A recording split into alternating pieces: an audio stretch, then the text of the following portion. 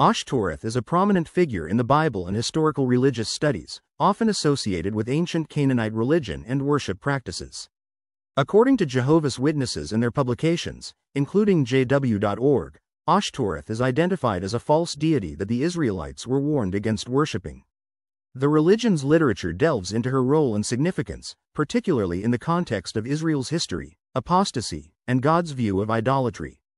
Who was Ashtoreth? Ashtoreth, also spelled Astarte in Greek and Latin translations, was a fertility goddess worshipped by the ancient Canaanites, Phoenicians, and other neighboring peoples.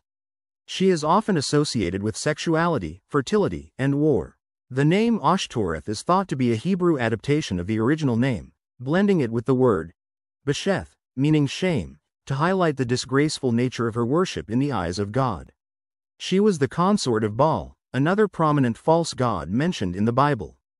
Together, Baal and Ashtoreth represented the male and female principles of reproduction, which made them central figures in the fertility-based pagan religions of the time. Ashtoreth in the Bible. The Bible references Ashtoreth multiple times, often in the context of Israel's unfaithfulness to Jehovah. For instance, 1 Kings chapter 11 verses 5-33, King Solomon, influenced by his foreign wives, turned to the worship of Ashtoreth. This act is noted as a major reason for Jehovah's displeasure with him, as Solomon's actions led the nation astray. Judges chapter 2 verse 13. The Israelites forsook Jehovah and began worshipping Baal and Ashtoreth. This was part of a recurring cycle of apostasy and punishment throughout the period of the Judges. 1 Samuel chapter 7 verses 3-4. The prophet Samuel called on the Israelites to abandon Ashtoreth and other foreign gods to return to Jehovah wholeheartedly. This was part of a broader effort to reform the nation spiritually. Worship of Ashtoreth. The worship of Ashtoreth involved rituals that were abhorrent to Jehovah, according to the Bible. These included sexual rites. Temple prostitution was a common practice in the worship of fertility gods and goddesses, including Ashtoreth. Such practices degraded human dignity and were in direct violation of Jehovah's laws on morality. Idolatry. Worshippers of Ashtoreth created images and idols of the goddess, which they venerated. This violated the second of the 10 Commandments, which prohibits the making and worshipping of images. Sacrifices. In some cases, the worship of Ashtoreth may have involved child sacrifices, though this is more commonly associated with other Canaanite deities like Molech. However, any form of sacrifice to false gods was detestable to Jehovah. Jehovah's Witnesses' perspective. Jehovah's Witnesses emphasize that the worship of Ashtoreth represented a direct challenge to Jehovah's sovereignty.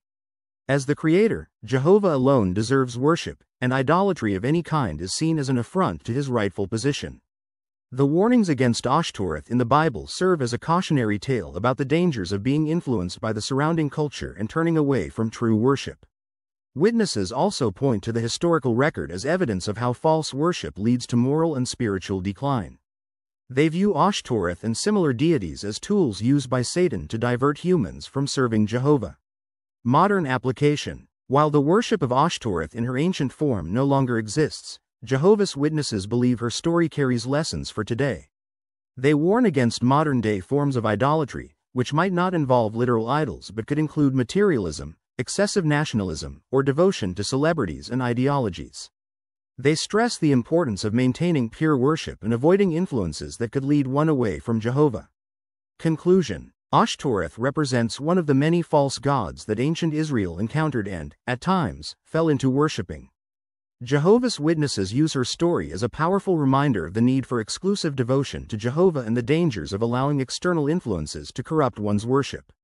By highlighting these lessons, their teachings aim to encourage adherence to biblical principles in a modern context, maintaining loyalty to God as the sole object of worship.